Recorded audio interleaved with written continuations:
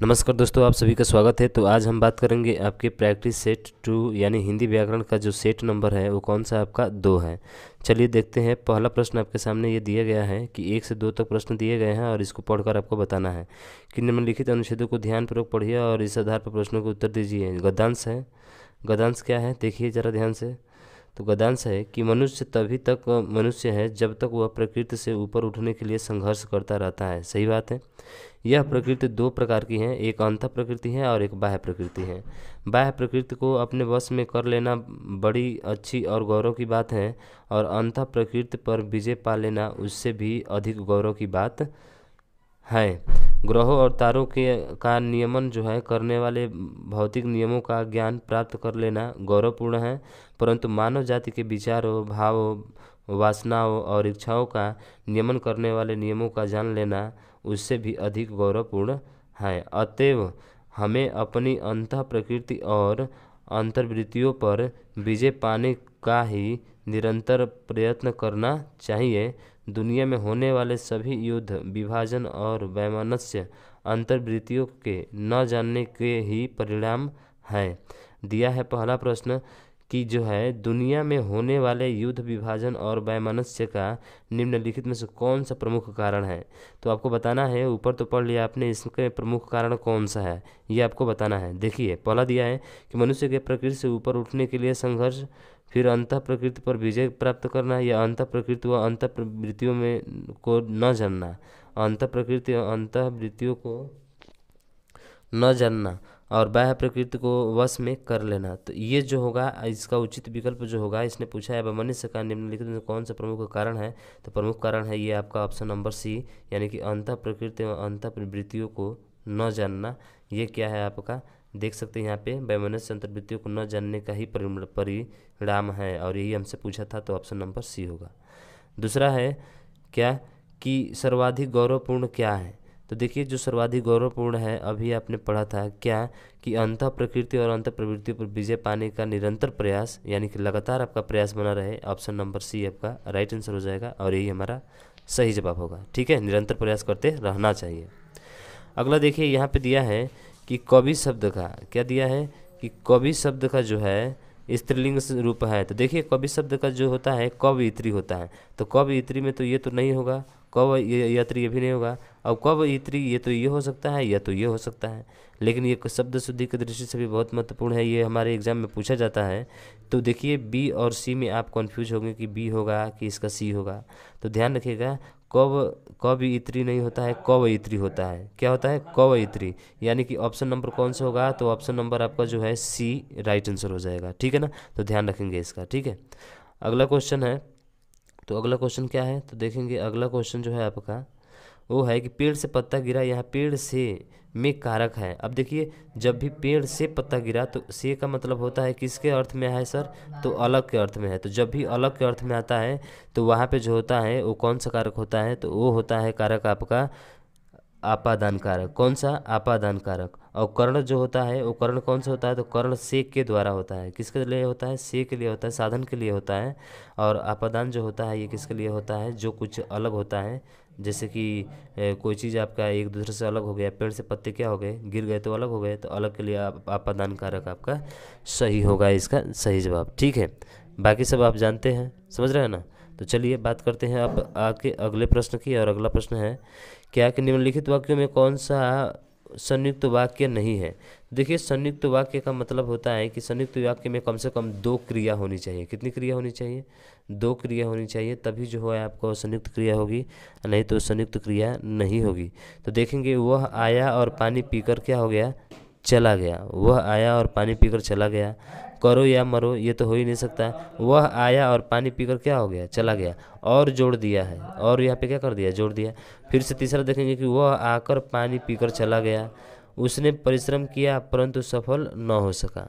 तो इसका कौन सा जवाब होगा, तो देखिए इसका जो जवाब होगा वो ऑप्शन नंबर आपका कौन सा होगा, सी होगा। कौन सा होगा, सी होगा, यानी वह आकर पानी पीकर क्या हो गया, चला गया। तो यहाँ पर देखेंगे वह आया और पानी पीकर क्या हो गया, चला गया।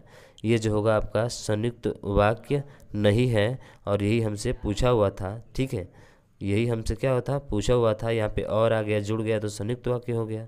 ठीक है, उसने परिश्रम किया परंतु सफल ना हो सका, ये भी आपकी कौन सी संयुक्त क्रिया है, समझ रहे हैं ना। तो पूछा है कि संयुक्त वाक्य नहीं है, तो ये आपका ऑप्शन नंबर सी जो है ये संयुक्त वाक्य आपका नहीं है और यही आपका राइट आंसर होगा। करो या मरो दोनों क्रिया है, इसलिए यहाँ पे जो है आपका क्या हो जाएगा, संयुक्त क्रिया हो जाएगी। ठीक, 6वें क्वेश्चन की बात करें और 6वां क्वेश्चन ये है आपके सामने, क्या है कि निम्नलिखित में से कौन सा वाक्य शुद्ध है। देखो, फूलों की सौंदर्यता दर्शनीय है, फूलों की सौंदर्यता क्या है, दर्शनीय है, ये आपका सही होगा कि गलत होगा। दूसरा है कि यहाँ ताज़ा और गर्म भैंस का दूध मिलता है, ताज़ा और गर्म, देखिए यहाँ पे कह रहा है कि ताज़ा और गर्म दूध भैंस का मिलता है, भैंस का दूध मिलता है, उसे मृत्युदंड की सज़ा दी गई, ऊपर के वाक्यों में कोई शुद्ध नहीं है। तो इसमें बताना है कि कौन सा आपका जो है सही जवाब होगा। तो देखिए सही जवाब जो होगा वो आपका नीचे होगा, यानी कि ये ऊपर के वाक्यों में कोई शुद्ध नहीं है, सब क्या है, अशुद्ध है। अब देखिए यहाँ पे क्या कहा है कि विकल्प में जो है अंकित कोई भी वाक्य शुद्ध नहीं है और इन वाक्यों का शुद्ध रूप क्रमशः फूलों का सौंदर्य दर्शनीय है। तो यहाँ पे होना चाहिए फूलों का सौंदर्य क्या होना चाहिए, दर्शनीय होना चाहिए, यानी कि दर्शनीय है, फूलों का सौंदर्य क्या है, दर्शनीय है। यहाँ भैंस का ताज़ा एवं गर्म दूध मिलता है, यहाँ भैंस का होना चाहिए तो ताज़ा पहले कर दिया, उसे मृत्युदंड की सज़ा दी गई, तो यहाँ पे जो होगा उसे मृत्युदंड की सज़ा दी गई नहीं, उसे मृत्युदंड दिया गया, उसे मृत्युदंड दिया गया, तो ये इसका विकल्प होगा। यानी इनमें से कोई भी विकल्प सही आपका नहीं है, तो आप ये याद रखेंगे, इसे ध्यान रखेंगे। ठीक है, चलिए अगले क्वेश्चन की बात करें और अगला क्वेश्चन है 7वां प्रश्न आपके सामने, ये क्या है कि मैंने रमेश से पत्र लिखवाया, इस वाक्य में लिखवाया कौन से प्रकार की है, यानी कौन से प्रकार की क्रिया है। तो देखिए लिखवाया जो है, लिखवाया का मतलब क्या हो रहा है कि वो सर एक दूसरे से कह रहा है कि भाई लिखवाया, उसने उससे कह कर लिखवाया, इसका मतलब है कि यहाँ पे उसने क्या किया, प्रेरणा दिया, उसको क्या दिया, प्रेरणा, यानी कि ऑप्शन नंबर सी प्रेरणार्थक क्रिया आपकी हो जाएगी। अगला है कि कवि मलिक मोहम्मद जैसी द्वारा रचित पद्मावत की भाषा है। तो देखिए कवि मलिक मोहम्मद जैसी द्वारा जो रचित पद्मावत है उसकी जो भाषा है, ये हमसे पूछा उसकी भाषा क्या है, तो ध्यान रखिएगा उसकी भाषा है अवधि। कौन सी है, अवधि है। ठीक, अगला देखिए कि दिग्दर्शन का संधि विच्छेद होगा। तो देखिए दिग्दर्शन का दिक धन दर्शन, यानी कि दिक ये होगा और दर्शन ये होगा, हालांकि इसमें भी है लेकिन आधा का होता है, और इसमें संधि पूछे तो आप पता है कौन सी संधि है, तो सर इसमें जो संधि है वो आपकी व्यंजन संधि है। कौन सी संधि है, व्यंजन संधि है। ठीक है ना, तो याद रखेंगे इसको इस तरह से। ठीक, अब देखिए अगला है कि शुद्ध वर्तनी चुनिए, बड़ा पूछा जाता है, आशीर्वाद ये होगा, ये होगा कि ये होगा कि ये होगा। तो देखिए ये तो हो ही नहीं सकता, ये भी नहीं हो सकता है, हो सकता है इन दोनों में होगा, समझ रहे हैं ना, यानी कि ए और क्या बचे आपके, तो ए और सी बचे, इन दोनों में से कोई जो होगा आपका सही होगा। तो देखिए आशीर्वाद में ये जो आता है छोटी ये नहीं आती है बल्कि कौन सी आती है, बड़ी आती है, यानी कि ऑप्शन नंबर ए होगा, और ये उड़ंतु और जो यहीं पे आता है। ठीक है, तो आशीर्वाद का जो शब्द शुद्धि की दृष्टि से होगा वो आपका ऑप्शन नंबर ए सही होगा। अगले क्वेश्चन की बात करें, अगला है कि आंखों में धूल झोंकना मुहावरे का अर्थ है। अरे भाई आंखों में धूल झोंकना का मतलब क्या होता है, सीधा सीधा आपका जवाब धोखा देना। भैया आंखों में उसने क्या कर दिया, धूल झोंक दिया, यानी उसने मुझे क्या कर दिया, धोखा दे दिया। क्या कर दिया, तो उसने मुझे जो है धोखा दे दिया। ठीक है ना, तो याद रखेंगे इसको, याद क्या रखना है तो आप समझ ही रहे हैं। अब देखिए यहाँ पे क्या है कि नोटिफिकेशन शब्द का हिंदी रूपांतरण होगा। अब जानते हैं नोटिफिकेशन का मतलब क्या होता है, अधिसूचना होता है। देखिए सूचना तो आप नहीं कर सकते, इसका जो होगा ऑप्शन नंबर डी अधिसूचना होगा। तो सर अधिसूचना इसका होगा, बिल्कुल सही बोला आपने। ठीक है, नोटिफिकेशन शब्द का जो हिंदी रूपांतरण होगा वो अधिसूचना होगा। लेकिन सर बात करते हैं अगर सार का, किसका बात करते हैं, अगर सार या संक्षेप का बात करते हैं तो इसका क्या होता है, तो याद रखेंगे इसका कमेंट होता है। क्या होता है, कमेंट, COMMENT। ठीक है, कमेंट होता है। उसके बाद से बात करें टिप्पणी, तो टिप्पणी का क्या होता है, तो टिप्पणी का मतलब जो होता है, ठीक है ना, यहाँ पे जो है बात करते हैं अगर टिप्पणी का, तो कमेंट का टिप्पणी होता है। यहाँ पे ध्यान देंगे थोड़ा सा, टिप्पणी जो होता है वो किसका होता है, कमेंट का होता है। ठीक है, COMMENT कमेंट का होता है। सार संक्षेप किसका होता है, तो ये समरी का होता है, SUMMARY,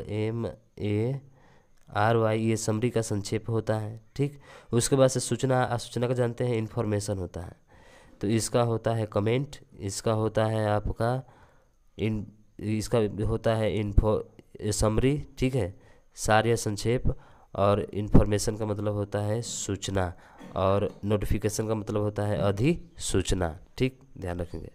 अगला है संलग्न का अंग्रेजी रूपांतरण होगा इंडोर्समेंट, इनक्लोज्ड स्टेटमेंट और नोटिफिकेशन। तो अभी देखे हैं नोटिफिकेशन का मतलब क्या होता है।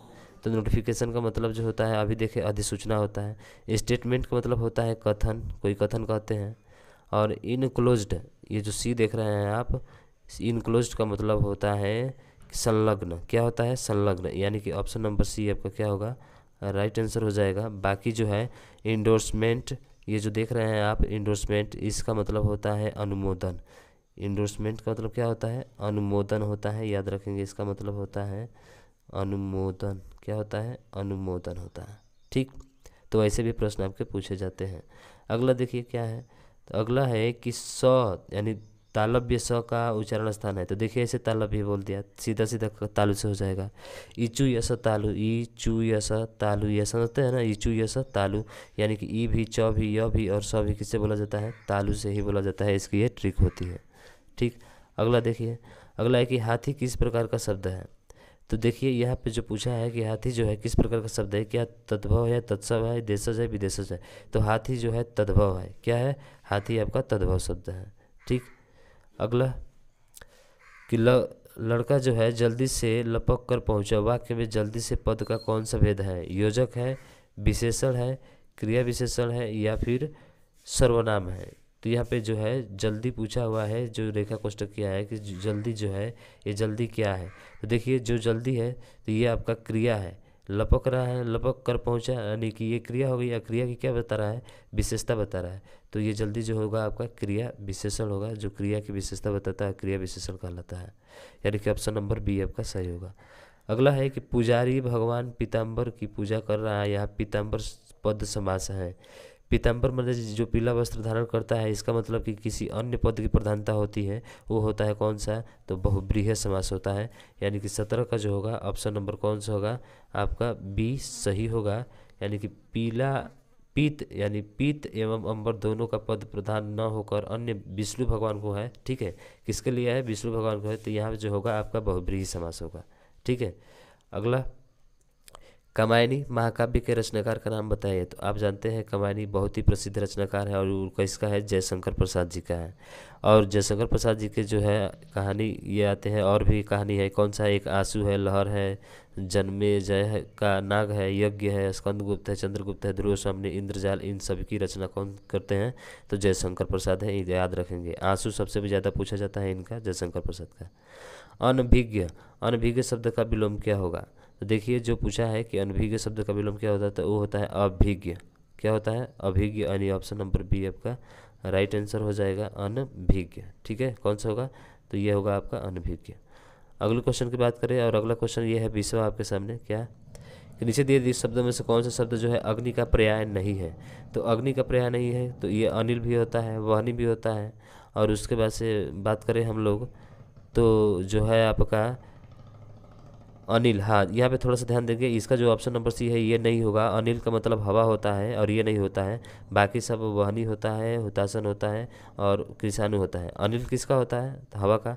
और अनल जो होता है वो आग का होता है। किसका होता है? अनल आग का होता है, अनिल नहीं होता है। इसलिए ऑप्शन नंबर बी आपका राइट हो जाएगा। अगला है कि असुरक्षित शब्द में कौन सा उपसर्ग है।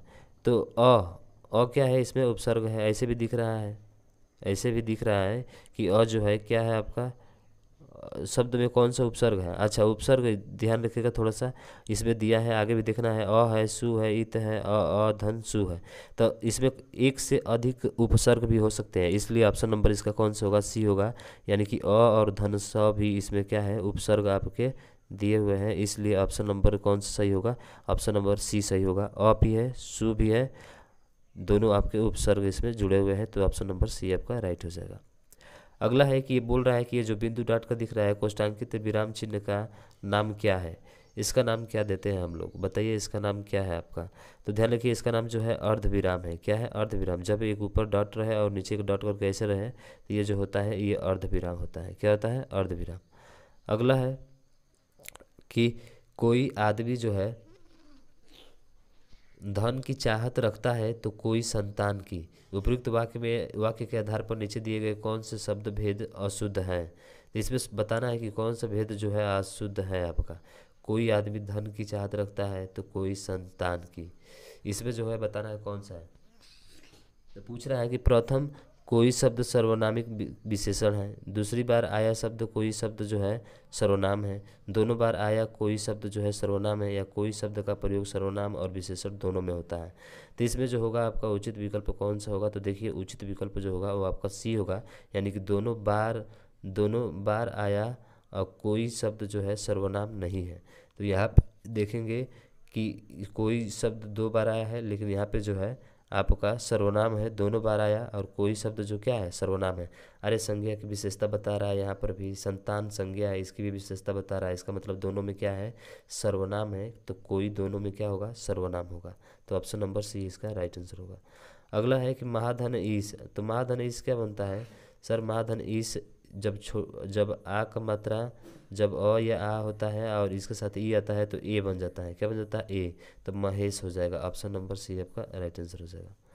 अगला है कि कौन सा भाववाच्य का उदाहरण है, बच्चा सो रहा है मुझसे गाया नहीं जाता। देखिए मुझसे गाया नहीं जाता, राम के द्वारा पुस्तक पढ़ी गई, मुझसे पत्र लिखा गया, तो मुझसे गाया नहीं जाता ये भाव मार रहा है, समझ रहे हैं ना, मुझसे गाया नहीं जाता ये क्या मार रहा है भाई साहब, ऐसे भी देखिए ना भाव मार रहा है कि मुझसे गाया नहीं जाता, ऐसे थोड़ा एक नहीं गाया जा सकता है, अरे कौवों की तरफ भी तो गा सकते हो ना, समझ रहे हैं ना।